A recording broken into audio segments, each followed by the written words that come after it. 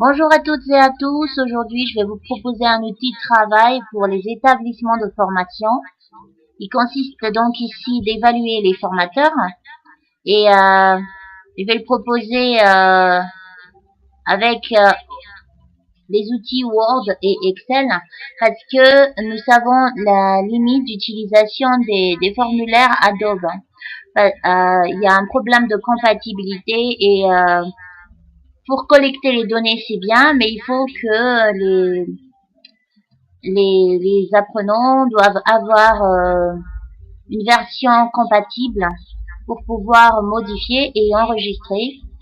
Donc, pour éviter ce désagrément, je vais vous proposer un outil de travail à l'ancienne parce que nous avons tout simplement utilisé Word, les imprimer après pour que les apprenants puissent les remplir et après nous avons collecté les données. Nous allons collecter les données en saisissant voilà ces données-là dans un fichier Excel.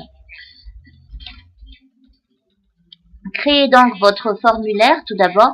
Moi ici j'ai un formulaire de 4 pages avec 50 questions sous forme de tableau et dans chaque colonne du tableau, les apprenants ont le choix de cocher, par exemple ici dans la colonne toujours, souvent, rarement, jamais. Nous avons donc 5 choix. Voilà. Et 50 questions. Quand vous avez fini de créer votre formulaire, vous allez devoir créer aussi un fichier Excel qui va avoir toutes les questions dans la colonne A et dans les autres colonnes le numéro des fiches retour.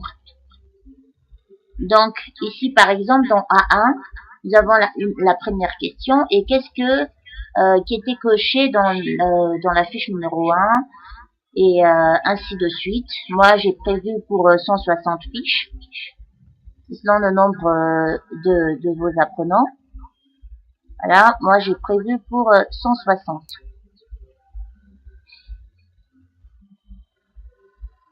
Et ici moi j'ai le total pour le choix numéro 1. Donc pour ceux qui ont répondu toujours, moi j'ai ici 6. Voilà.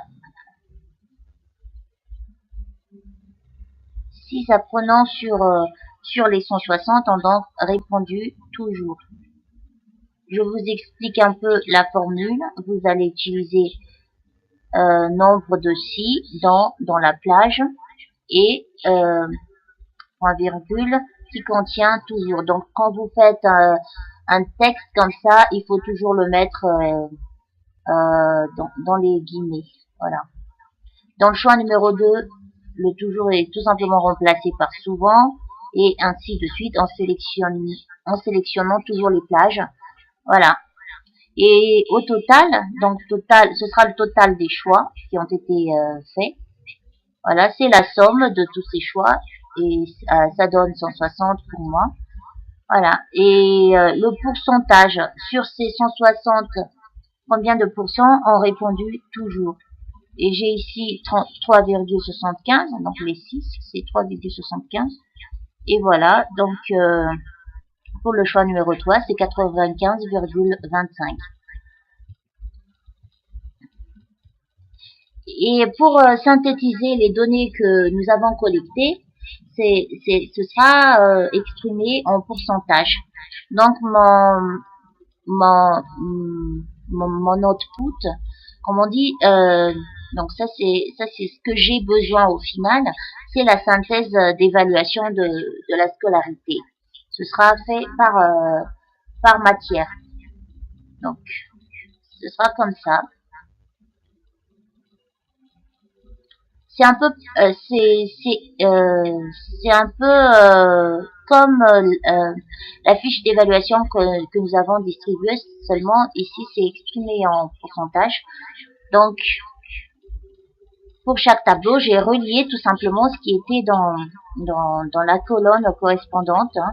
dans la base.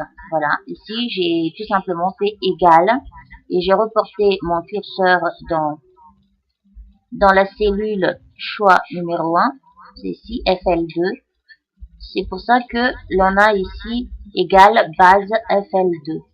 Voilà, et ainsi de suite. Et vous voyez ici qu'il y a aussi donc la moyenne qu'a obtenu la question, la première partie, voilà, des questions. C'est donc ici la moyenne de ces cellules-là que j'ai besoin.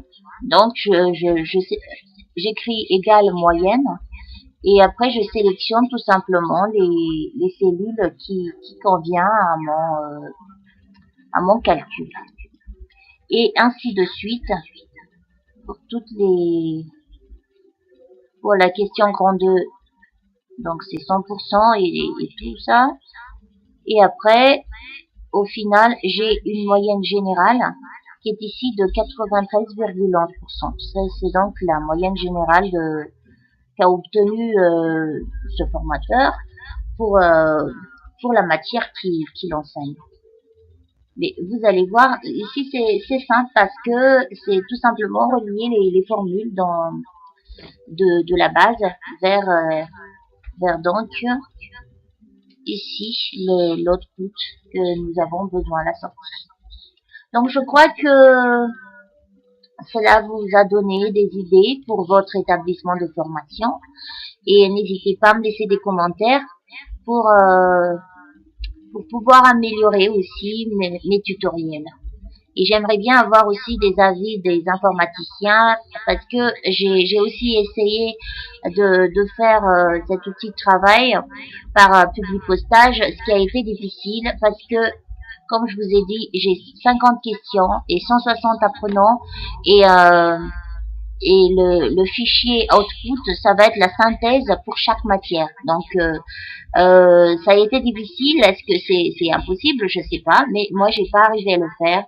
Donc, j'attends des conseils pour pouvoir améliorer ce que je suis en train de faire. C'est de vous partager ce que moi j'ai créé. Voilà.